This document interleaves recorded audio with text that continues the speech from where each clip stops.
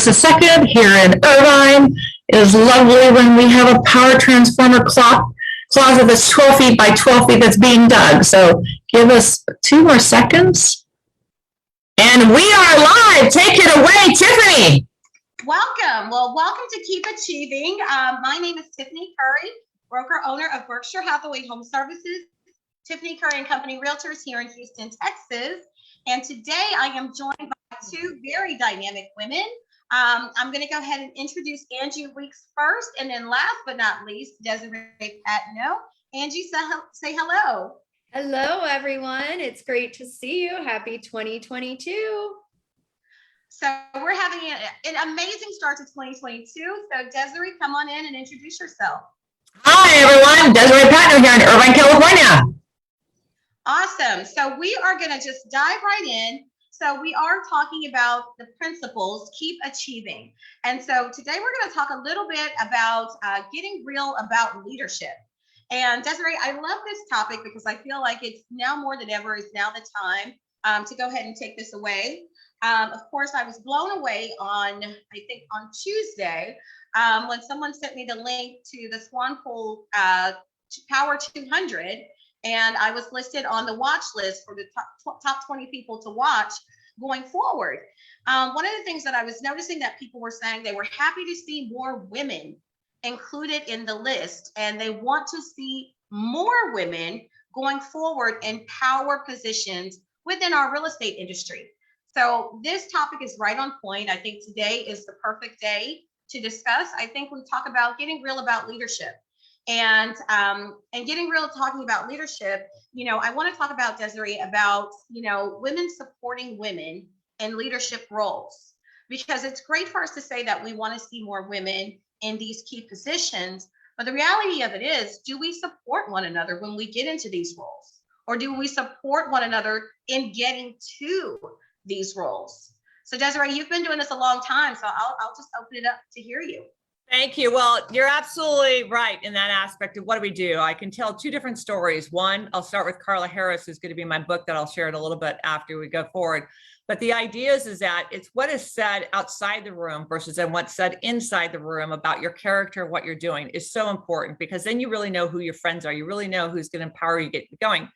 The other thing is we hear so many times in the room is that, when someone comes to the boardroom, we've heard this many, many times, is that someone speaks up and has a conversation and has an idea that the person will say, oh, I love this idea. But then someone will say the same exact idea and not give credit to where credit's due, that someone else will say it. And typically it's a woman.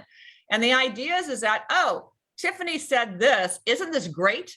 And we need to reference who was the first point who brought it up. And even if they didn't say it in the room, did they say it to me at lunch, at dinner, off channel, somewhere else, that they have that idea that 6 months ago, Tiffany had this incredible idea. What is it about? And those are 2 things I think that we forget in a lot of times, that it's what we say to support each other outside of the room, as well as inside the room, that needs to be relative.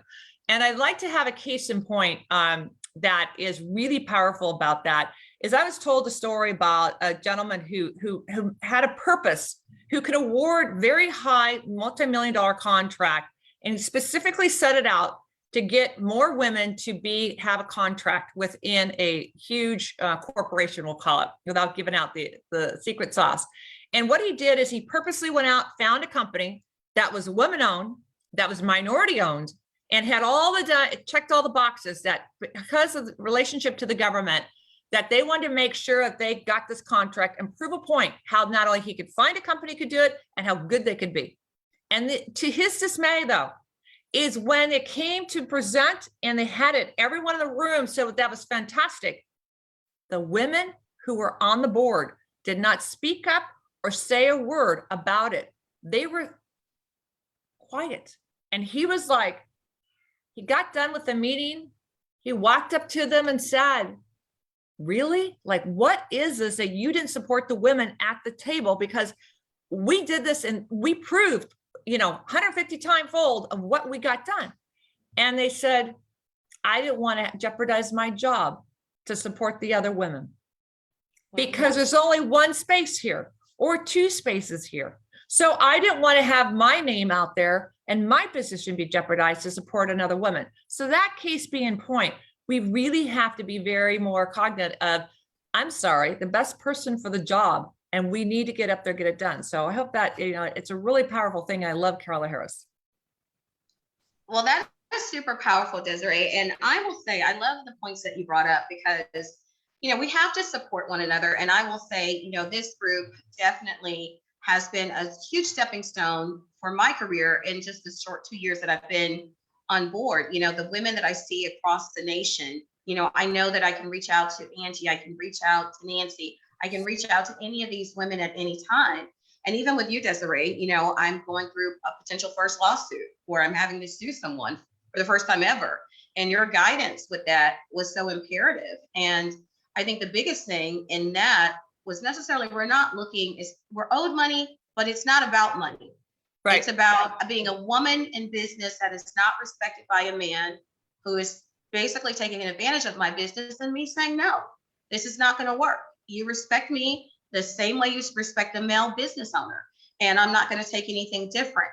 So I think with women, building our community of trust amongst ourselves is key to helping us get into key positions and getting to the next level. And if we don't get real about that, we will remain stagnant as a community.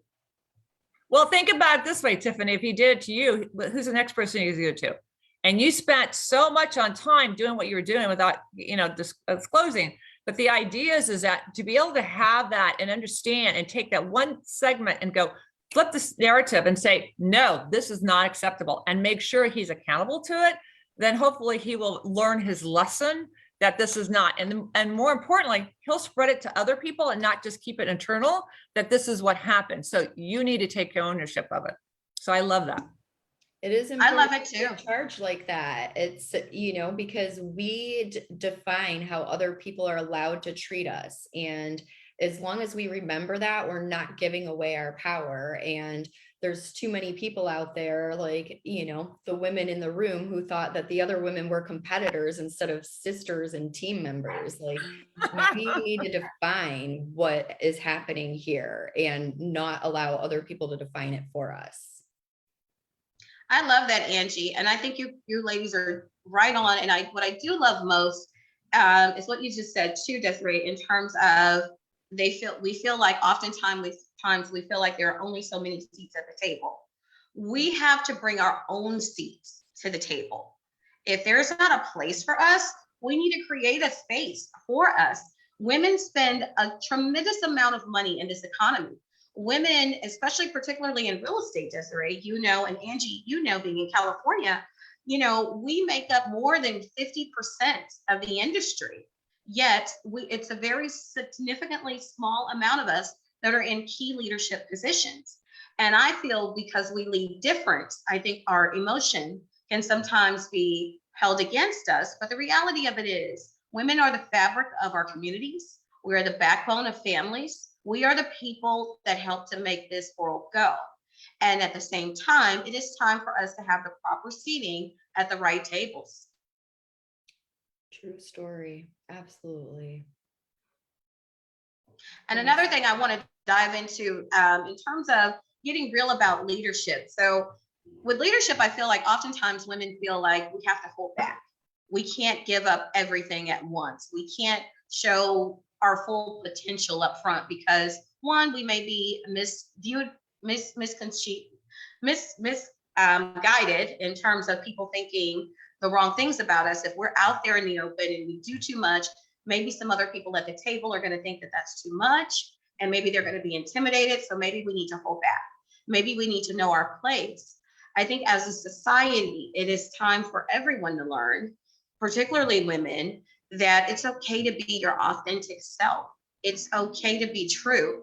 We're in a new world, and this new world calls for new thinking. And it's okay to think outside of the box. It's okay to showcase your creativity, and it's okay to be a voice at the boardroom, in the boardroom. I like what you said about showing your creativity and being authentic there, because that's really a part of, our keep achieving theme, so that we can be our best selves as, not only as individuals, but bring our best to the collective and really help all boats to rise with, our learning, our education, our, trusting relationships, and all of the things that we do weave into the community and into the business and into the boardroom. So if you were to look at, so I mentioned Carla, so this year on our second anniversary for NDILC Principles, we're bringing books to discuss. And to the point that you brought up, Tiffany, was phenomenal. I'd like to share Carla Harris's book. It is called Expect to Win, 10 Proven Strategies for Thriving in the Workplace.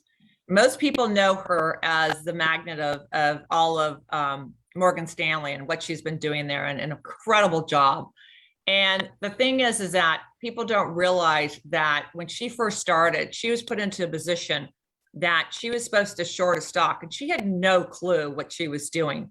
And she lost millions and millions and millions of dollars on the second, third day of being there. And the thing is that you would think that she would have been fired and she would not have her job anymore. And yet she's been there now for what, 28, 30 years now? It's crazy. And she is now the leader of all private wealth and what's being done and said there. And what she did was she went into her boss and said, that'll never happen again. Who would ever make a mistake like that? This is something that you learned from, and, went through that whole thing, knowing that she was going to get fired in that room. And she walked out before he could say anything. And here she is today, making them hundreds of millions and billions of dollars. But the point is that the reason I brought this up is that her book is Keep Achieving, to really be relatable, is the fact that she has brought that. She is an accomplished singer. She's produced 4 or 5 albums. She's written 4 or 5 books. She's sold out Carnegie Hall every time. That, what? So how can you be the head of a major private wealth on Wall Street, writing, all this music, have 4 or 5 Carnegie Hall? I mean, that in itself is a career. Then writing 4 or 5 books on top of that. And then on top of that, being a mother, bringing that to the table. And one of the things that she says is that, when you talk about the proven career that she's gone through of Keep Achieving, she has some really incredible lessons. Authenticity, the power is you, the 90-day rule, perception is the co-pilot to reality, the mentor, the sponsor, the advisor, having them all, leverage your voice, and balance is a necessity.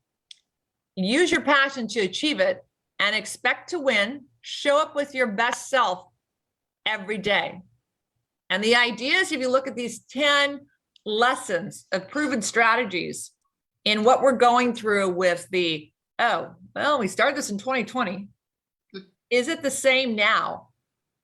And one of our delegates, I was so hoping could be on the call, but everyone's doing such crazy things and life happens, and oh my, bless our souls, the things that are going on behind the scenes that we can't disclose, obviously, is that the ability to navigate that we are not like we were 2 years ago, because now we know what we're dealing with.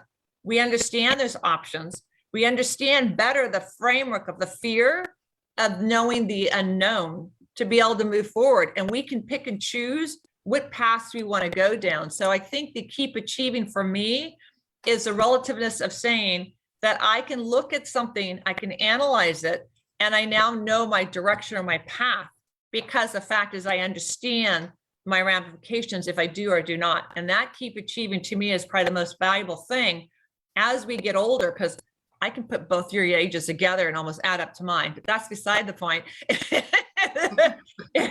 is that you learn not necessarily by the education of experience of where you've been, the education of academically, but by your experiences, you can formulate to always never stop learning, and that you can keep achieving by always learning. So with that, I love Carla Harris's Expect to Win, 10 Proven Strategies for Thriving in the Workplace, because I think they're applicable to your home. Because are you working from your home now, or are you working in an office more than not?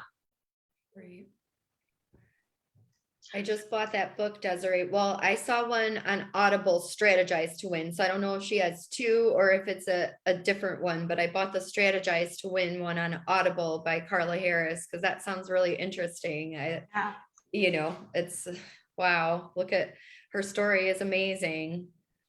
You know, one of the ones that I wanted to bring up today was, I don't know if either of you have read any of the Jen Sincero series, Badass Women. So Badass Habits, definitely a fabulous book to read in January. Jen Sincero is like a high-end business coach, and she's super inspirational, and she's definitely like done all the gamut of like living on people's couches and trying to kind of claw her way up to success. And, you know, just realizing her self-worth and her value and all of that along the way, and really growing as a, you know, a professional and as a person. So I love her books. I started out with You Are a Badass at Making Money a few years ago. And that one I had gotten into, you know, just a couple scenarios as a real estate agent where people just weren't understanding my worth, and I was feeling, you know, like discounted and things like that. So after reading that book, I truly felt empowered to, you know, be able to speak to what I'm worth, the difference that I bring to the table, the added marketing and benefits and international relationships, connections that I can help bring to, you know, selling someone's listing, so that I wasn't having to take discounts and things like that. So I really, you know, Jen Sincero and the Badass, anything, is she got the normal one, You Are a Badass. She's got You're a Badass at Making Money and Badass Habits. But I think I've said badass enough that it's good stuff. Badass is a theme around here. Right, yeah, it is. Badass happens, right? Well, what I do love, I will say, is I love what you both said about in order to get real about leadership, we have to get real about failures. That's a big eye opener. So you both just talked about that, you know, feeling down and in a slump. And then you talked about the wealth manager who's just kicking butt, you know, with Maryland chapter over 28 years, but she started by failing, right? And her start, she failed, and she failed big time, but look at where she is now and look at what that turned into.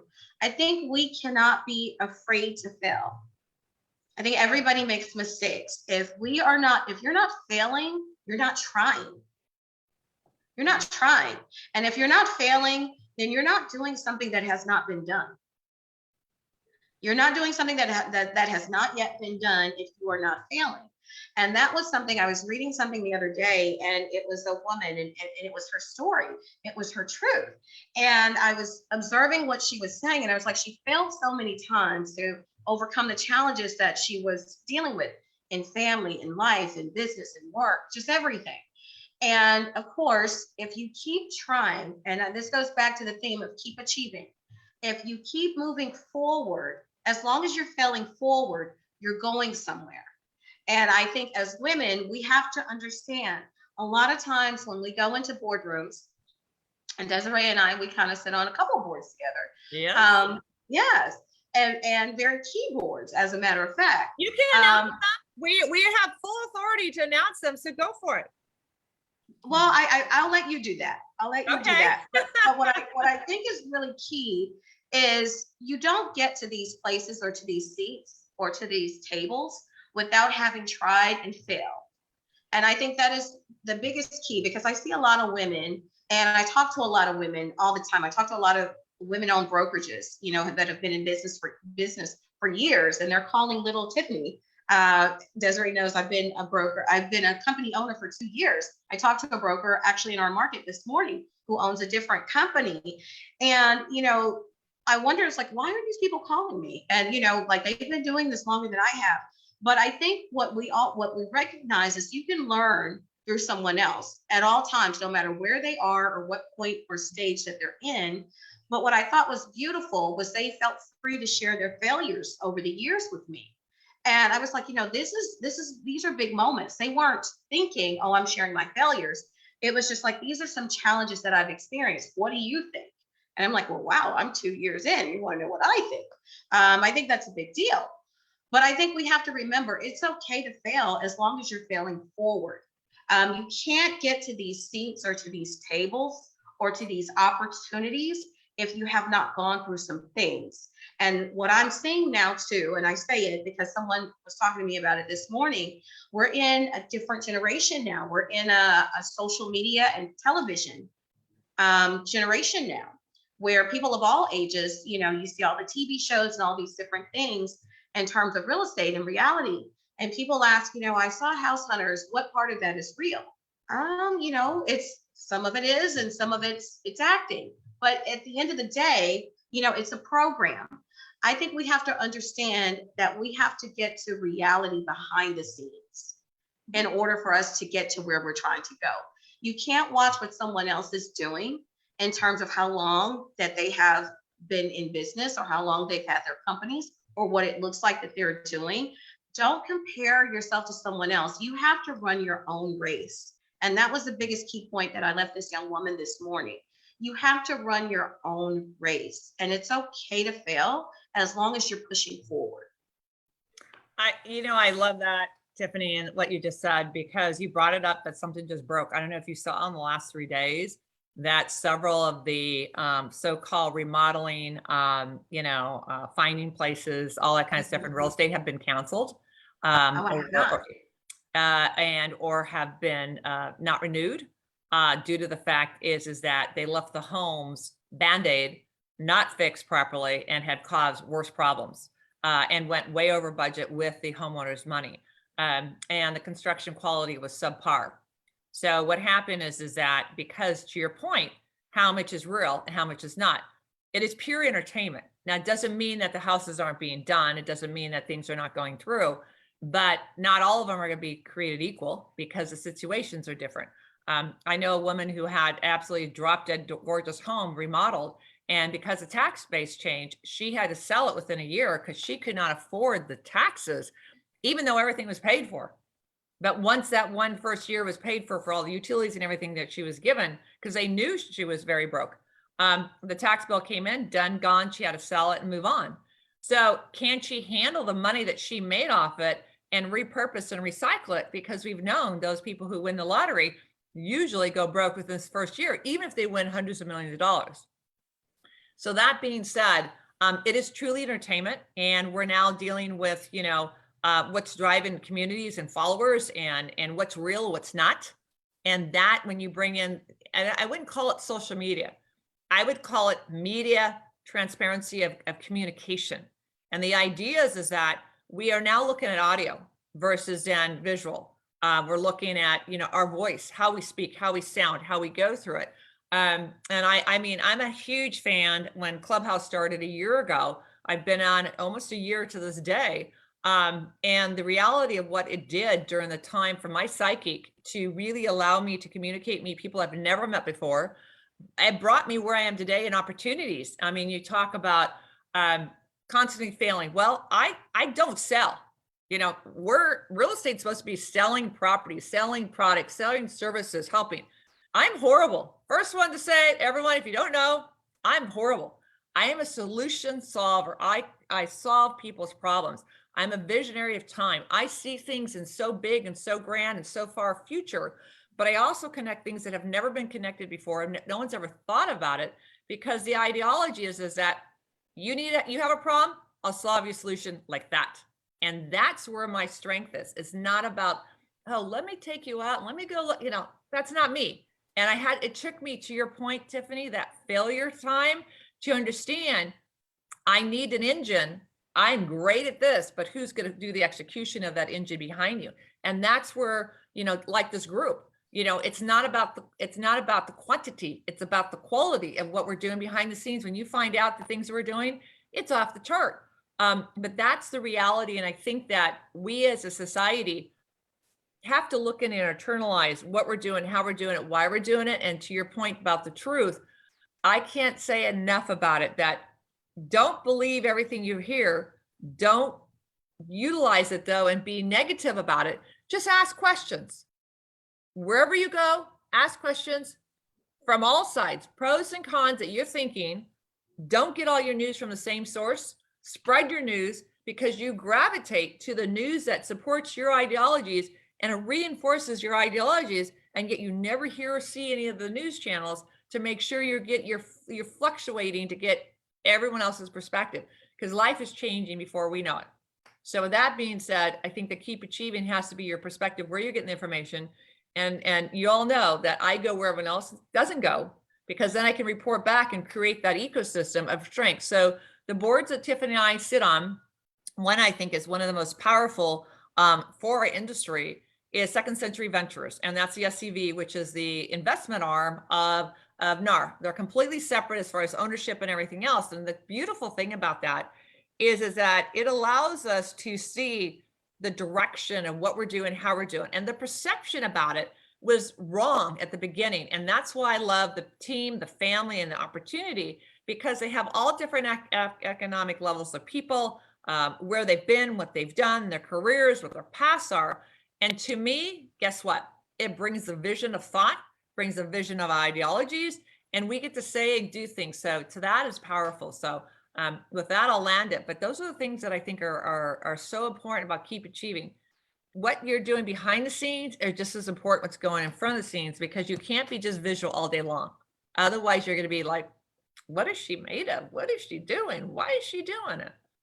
So you both bring up that important point of perception and the perception versus reality thing. And that's something that I learned early on in marketing, is just that these people, Tiffany, it doesn't matter how long you've been doing what you're doing, the other brokers around you have the perception that you're doing amazing, and they want to talk with you, and they want to have these conversations, and they want to be transparent with you about the failures. And those are, it's amazing when you get those gems, because people are perceiving you as someone that's approachable and somebody that you can, that they can talk to, that they can confide in. And these are all things that it's in a way sometimes unfortunate, but our social presences, our videos that we record, the reels, the YouTubes, all that stuff out there, they do help to create this collective perception about us that people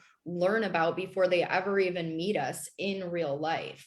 So trying to make sure that we are transparent and showing who we are as individuals, and really what we stand for out there in the universe, what we're trying to bring about into our spheres, and locally and both nationally. That's something that it's just, the challenge continues, right? On how this can be delivered, and make sure that it's delivered clearly and correctly, right?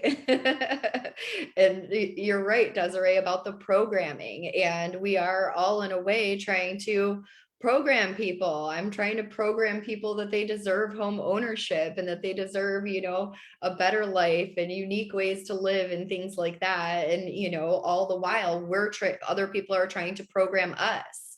So we have to, kind of deflect and reflect and absorb the certain parts that we want, and make sure that we, push away the parts that are not good for our programming out there. I love it. And you said something that I think is key, Angie, that you just made me really think. We do, as women, we do need a place to confide in people, in other women, and in people in general. So I love that you brought that up, because it really made me think on confiding in a place where they can trust, because we have to be trustworthy as women in leadership. And I say that particularly, and Desiree will know why, as women start to climb the ladder, the air up there gets thinner and thinner and thinner, and we see fewer and fewer and fewer of ourselves. So when we get to a certain level, and it's a few of us, it's important that we're able to confide and trust in one another going up that ladder, because the women in the back, they have not yet gotten there. The women in the front, we are there. So we need to be a sounding board for one another, to where, like minds can, iron sharpens iron, so that we can basically pay it forward and hand that baton back to the people coming behind us. I'm loving it.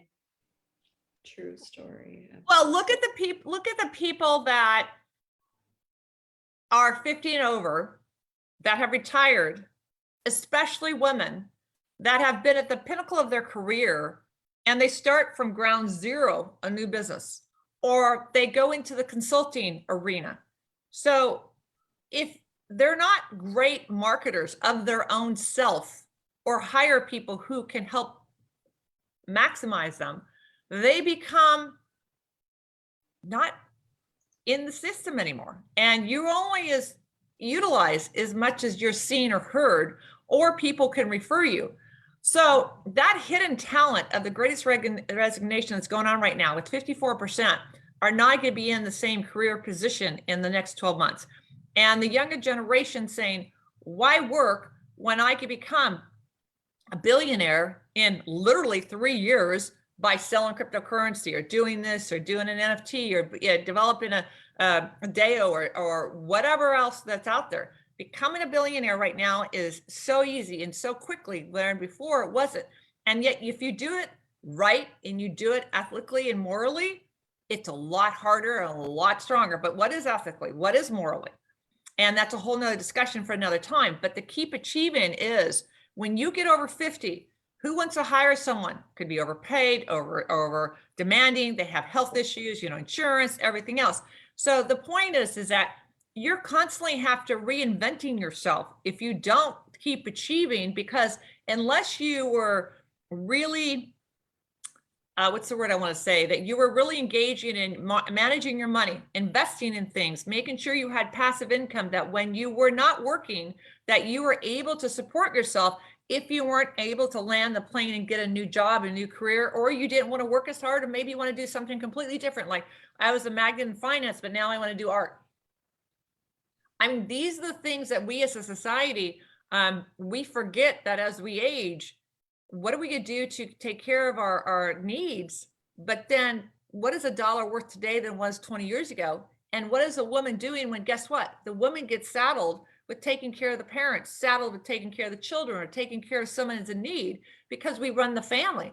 So how can we have a career and still be present, right? So those are things that I think as a society, that to your point, Tiffany, having that tribe, pulsing those people that are the incredible assets they are. So then you can say, hey, I have an opportunity I need you part of my team. I can develop this company. This is what needs to be done, because then you're interconnected. And knowing that person is their skill set, their commitment, their ability to scale is flawless in what you need to do, because you already know their personalities, the strengths, their weaknesses, and you can go. So I just want to add that to make sure we don't forget the aging population, because I am 61. And I know you hear that enough, but the idea is that when you get to that age, are they too old? Have they already expired? And do you want them because they might not have the mental, or physical attributes that you're looking for? It's really something to think about, Desiree. There's so many different aspects to achieving. And I think that, kind of to look at it and say that you're never too old. Like if you're still here, if God has put you on this earth for another day, then you are here for a reason and a purpose. And if there's something that's in your heart that needs to get out, or in your soul, then you need to put it out there into the world. And that's, why you're still here. And that's the point of being here. And for a lot of people, that doesn't happen until a certain age. I definitely heard about my cousin was telling me about someone that she just adores in pottery and is famous and is taught all over the world. And she didn't start until she was 80 years old. And she lived to be over 100 because she's doing what she loves, right? Like it's, so there's those people out there, and it's, it's important to remember that. And it's important to remember that we're going to be a part of that. And to me, I think part of our, continuing to achieve and educate ourselves, it is to create some way of passive income. And some people are doing that, like you mentioned, through cryptocurrency. Other people are doing it, through vacation homes and second properties and things like that. You still have other people that are doing it, with stocks and bonds and traditional investing. But, one way that most of us are not doing it is through our savings accounts, because that's not creating a passive income. So we have to, we have to connect together and be like, what did you hear? What did you hear? What are you doing? And just like support each other so that we can all really have a better understanding and a more solid balance so that we're not failing. So like, Tiffany, you brought up being, transparent about failings. And I always try to be an open book about real estate because I failed a lot at the beginning of building my real estate portfolio. And had I stopped, it would have been so disappointing, the market that we're in now, because I would have seen where I would be now, which is where I fought to continue to get to after all of the hurdles that I've been through.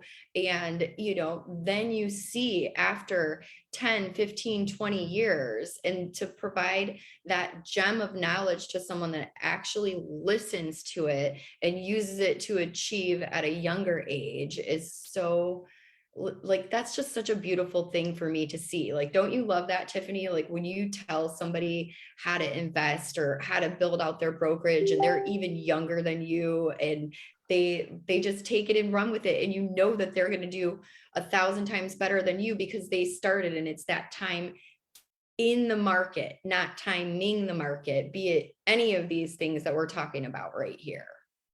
I love it. And well, a couple things, and I'm just going to dive in here. I'll start with you, Angie. What I heard in all that you just said was longevity. And we have to understand this is a long game. When you're going to keep achieving, it's not about next week or next year. This is a long game. We have to be prepared to play the long game. And I think that's the biggest thing. And I think that's the aha moment with people in general, women especially, but people in general.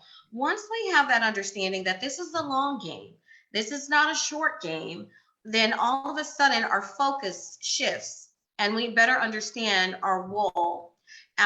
Because there's like with your investment portfolio, I'm sure you've had some tons of bumps in the road, ups and downs. You've lost money, you paid stuff out, you've wondered, why am I holding on to these properties? I need to let these things go. This is not working out. And then all of a sudden, the world stands at its feet and properties nearly go up, 30, 40, 50%. And all of a sudden overnight, a lot of people that have had these properties that were barely making it are self-made millionaires. I have quite a few clients like that because now that's what their portfolio is now worth in today's marketplace. And we've seen quite a bit of those people cash those out. So what I love about what you just talked about was longevity. And that's something that we have to have in everything, in business and life and family, relationships, longevity. And the other thing that the biggest thing is age. Desiree talked about age. And I'm going to tell you, my favorite people and my best mentors are in their 60s and 70s. I'm going to just flat out tell you. And I talk to them every week. They know everything that's going on in my life. A lot of the decisions that I make based off those people. And why? Because they've been there and done that before. And most importantly, their head is not filled with the clutter. They're going to tell it like it is. They're going to flat out just tell you like it is. Even if you don't, they may not have they may not be, it may not come in the language the way you would want to hear it, but they're very upfront, they're direct, they're straightforward. And one of them tells me, she's 73, she's like, Tiffany, I'm up in age, I don't have time to waste. I'm just going to shoot it to you straight. Here it is. And I'm going to tell you, I absolutely love that. I love that. And we can't be afraid to be criticized. Yeah. I think that's a big problem for anybody, no matter who they are. Nobody wants to be criticized, but I love when people call me out on my stuff and tell me, hey, this, and this, you could be doing this, you could be doing that, this could be better, because I feel like there's a beauty in constructive criticism coming from someone that wants to see you grow. Yep. True. They take time. They care about you. They care about you. They care. They absolutely care. If they didn't care, they would continue to watch you do the same things and make the same mistakes. Look at to blow smoke. Rather than tell you like it is. Like, that's a hard conversation. So yes, we do care. Well, you don't want to have an enabler. You want someone to be that, and that's why so many celebrities go down in a puff, and sport athletes that, are their career making hundreds of millions of dollars, and all of a sudden 5 years later they're completely broke, is because they have enablers that are around them. They're living off of their wealth, their opportunities, and then it's gone. And so, to your point, look at Colonel Sanders, 65 years old. He started KFC. I don't know how big KFC is, so at 65, we're going to start a restaurant with chicken. How many chicken restaurants are out there? Like, seriously? But to your point, having that 73-year-old tell you, I don't have time for the fluff. I don't need to prove anything. This is what I like. This is what I don't like. And sometimes it's the most obvious things that we forget. And so I owned a bunch of properties. I was one of those unfortunate people that sold them before the pandemic and said, I'm tired of being a property manager. I'm tired of doing this, because the emotional trauma, owning them, what went through, and I owned them for 18 years, had incredible, portfolio. And I said, I'm done. And I didn't want to have a third layer and all this kind of stuff. And so I made that executive decision, and I went, gee, you just blew how many 7 figures, because of that. But what I did with the money is I went and invested in other projects that has now catapulted me into a whole nother stream that I would have never had the opportunity to make what I did on those passive incomes if I didn't take the risk. Now, it hasn't been inked and the money hasn't rolled in from the new projects, but the potential is 100 multiplier than ever I would have gotten off those properties. So I took a risk, said, I'm out of this, I'm moving into this. And the idea is that, am I keep achieving? In my mind, yes, because I've scaled and done something else. Is it still all related to real estate? Yes. Is it still in the ecosystem of my knowledge and what I can bring to it? Yes. Am I making a ton of mistakes that I should have done, couldn't have done, could have done better? Absolutely. But the idea is that, to Angie's point about sharing, I got in our chat room a couple of days ago. I shared some NFTs, shared some stuff. They're already up 50 multiplier in 2 days. I mean, not 50, 50% up in 2 days. The reveal is supposed to happen. Some people are doing 100, 200 to go with it. And it's crazy. And I don't see, sorry to take Susan's in the waiting room. How come I don't see her in the waiting room? She sent us a message on Facebook. Yeah, I know. I don't see her in the waiting room. I apologize, everyone. Go with it. But text her to come back in the waiting room. She's not physically here. I don't see her anywhere in the waiting room to go back. So anyway, my point is that what we're looking at is to have the opportunity to make those mistakes, but share in the opportunities. Angie bought some other people bought some, the opportunities that we're doing behind the scenes. This is where it's at. It's not about the glory on top. It's about the glory, what we got going through there. So I just want to make sure we iterate that it's not the fluff, it's what the foundation of what we're building behind the scenes that is so important, or even more important than what we're doing that you see us visually seeing.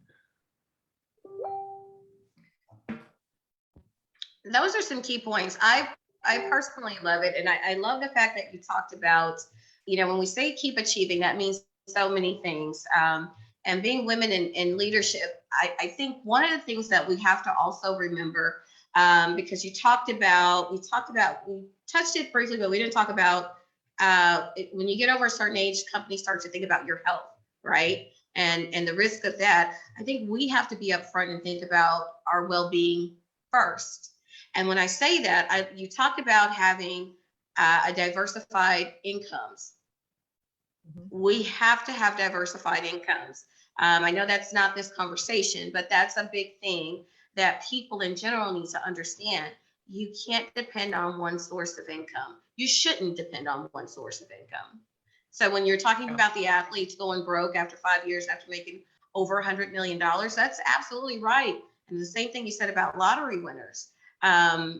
This is now the time to take a lead in our communities. There are so many things we can be invested in within our local communities that better those communities, provide people with opportunities, and help us become, help us to, demonstrate the leadership skills that we have while making profit for ourselves and creating opportunity for other people's. other people. So I love it. And Suha, let's go ahead and welcome you. How are you? Sorry, I'm recovering. Thank you. I'm so happy to be here. I joined the wrong link, and I was listening to the whole thing, and then I realized I was like, wait, no, that's not where I'm supposed to be. I'm not achieving. I love it. You're totally achieved. You got in here. Yeah, You now got it you here. have That's a start. right? I'm 85% better. Good, good.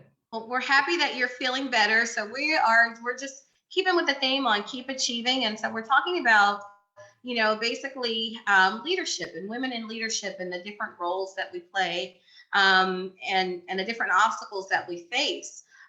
Is there anything you'd like to add? On leadership and obstacles, overcoming obstacles. Oh God. I think one of the biggest things that I learned from somebody who was in a leadership position when I wasn't, was that they are there to help me succeed. And one of the things that they said was that they're there to remove the pebbles in my shoes so that I could walk better. And that resonated with me so much. And I try to do the same as I move forward, obviously. Overcoming challenges is really hard. We have so much talk in our head that tries to keep us down, if you will. And, it's communities like this where we share our experiences and we talk about those challenges and the things that we do to overcome them. That is so helpful to everybody, because especially we're like isolated, we're almost in silos because of the pandemic.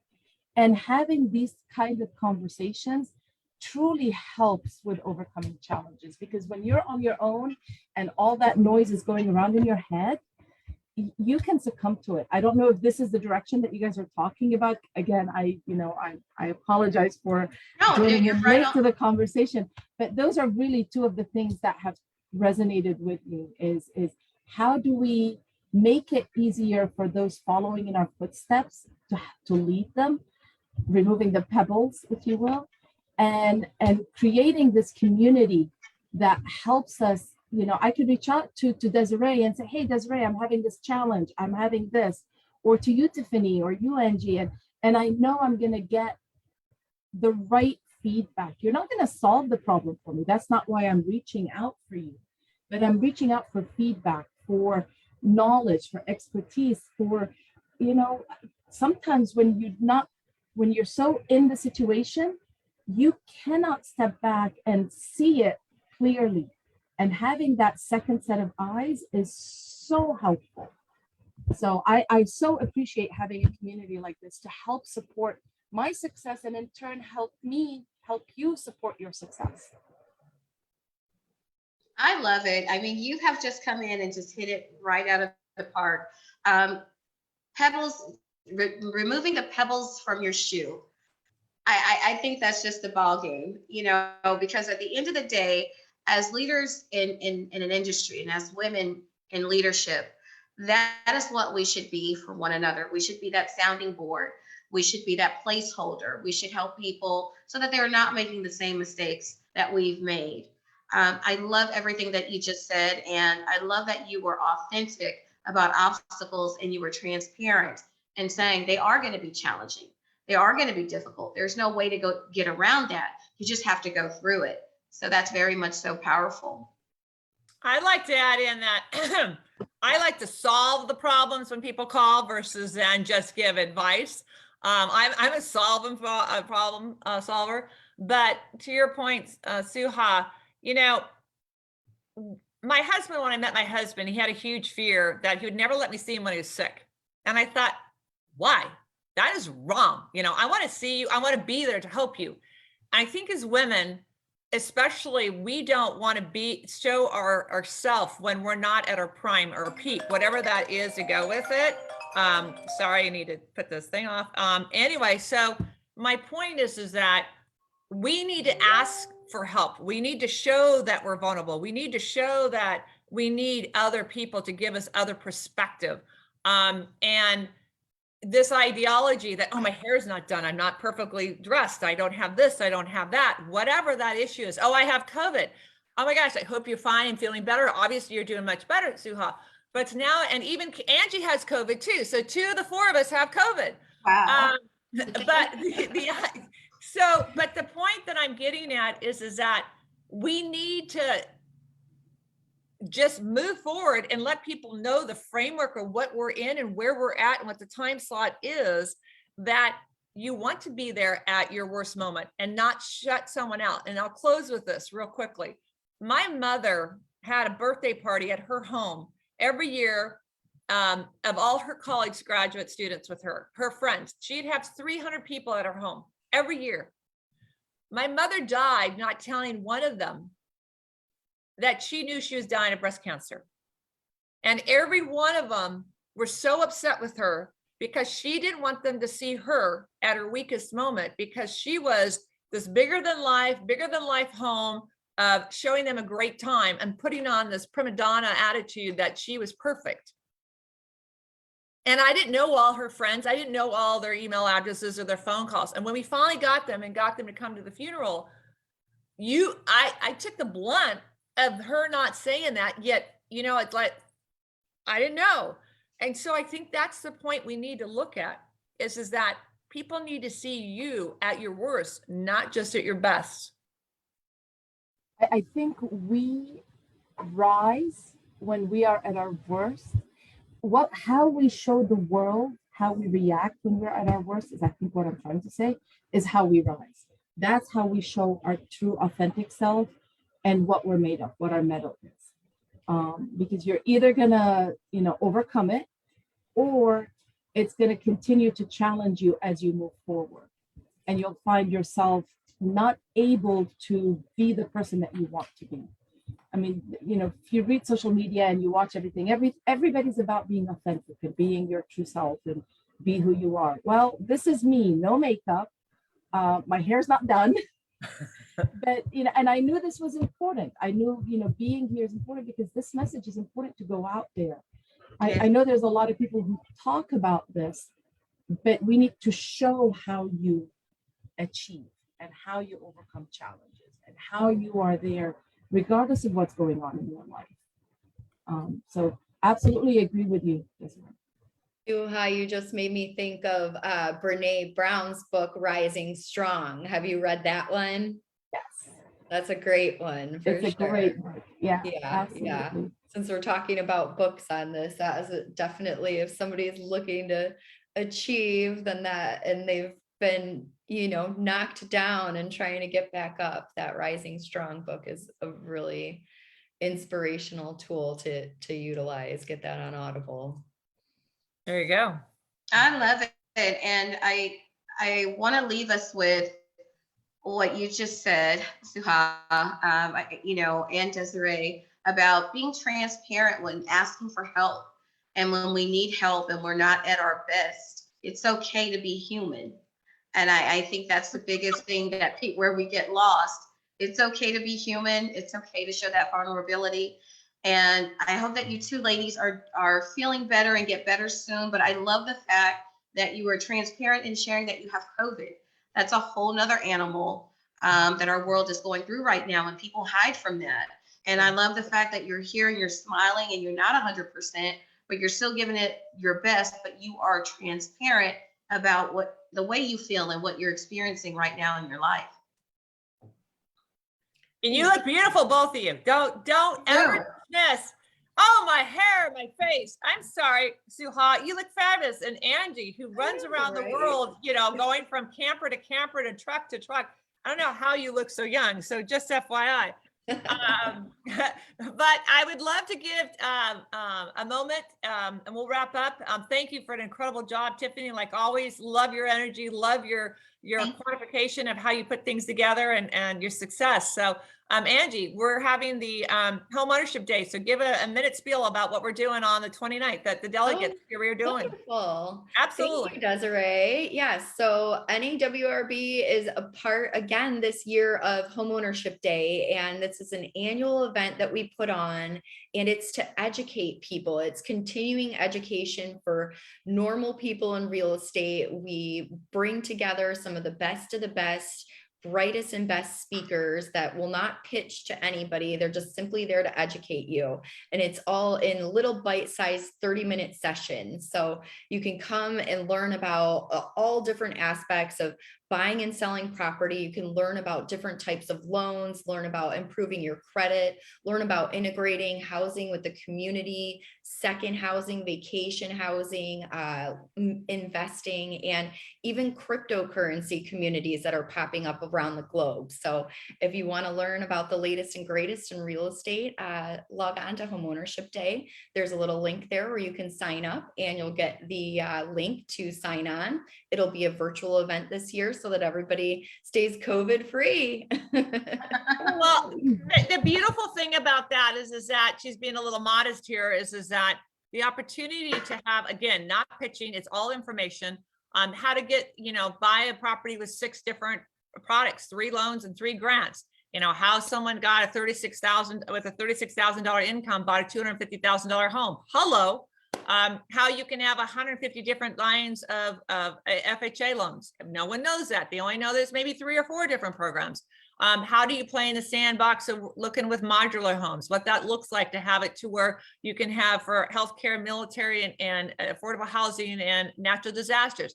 There's so many different layers and so many different things. This is a national program that Angie's been doing. It started off with Chapman University and several other platforms, and we took it national because the fact is that what we do in versus in person. So thank you, Angie, and having the delegate program that a lot of us will be speaking, not even those who are on the call that are not here right now. And then also the ideology is that making sure that we have that sustainability of what that home looks like, because now real estate is no longer singular. It has all these different variables. So thank you for that, Angie. And that will be out there on the hyperlink. We'll have that out there. So next month, we're going to have, now this is a monthly theme. So everything you do is keep achieving. So we want to see you. Let's hear your stories. What it is that you can share with us that we can learn from and share it through our community and vice versa. And the second thing is that next month is going to be believe. Whatever the mind can conceive, it can achieve. And that falls after the keep achieving that we talked about, which also followed behind the acknowledged trailblazers. And this one for Tiffany was effective leaders always keep learning. There's always something to learn and improve upon, which we heard from Tiffany, exceptionally well done. So next month, like I said, with Believe, it is the famous Teresa Powell-Smith, who is the Chief Diversity Inclusion Officer for Berkshire Hathaway Home Services of America. She sits on our NDILC Council. She was one of the ladies who actually, this is her principle that she came up with from the NDILC, and that will be on February 4th. And then on February 11th, we will then have the delegates version of the NDILC principle. So I want to make sure, and so coincidentally, both Angie and Tiffany are from Berkshire Hathaway as real estate brokers under their umbrella. So welcome to Berkshire Hathaway for being a great showing up and being present, which is also one of our principles, number 8. And Suha for being there, and she just started a new job. You're now with who now? Blackton Group, actually. So I'm sorry? I left the lending space and I'm in the consulting space. There you go. Very, very cool. So it's really exciting to see the changes. And this is where we say what? We keep achieving, we keep growing, we keep supporting. So I want to thank everyone. Our time is up, and for an incredible job again, Tiffany, incredible. Thank you, Angie, for your valuable time, and Suha, and echo what Tiffany said about making sure our heart goes out to not only you two, your families, because I know both of you have had relatives that have had it, extended families, everyone we know has someone who's had COVID, and please be diligent and be safe and stay healthy. And we'll see you next time, and enter to be here, and make sure you follow us and share what we're doing. So everyone have a great one, and prayers to everyone. So thank you. Bye. Thank you. Take Bye-bye. care. Great to see everyone.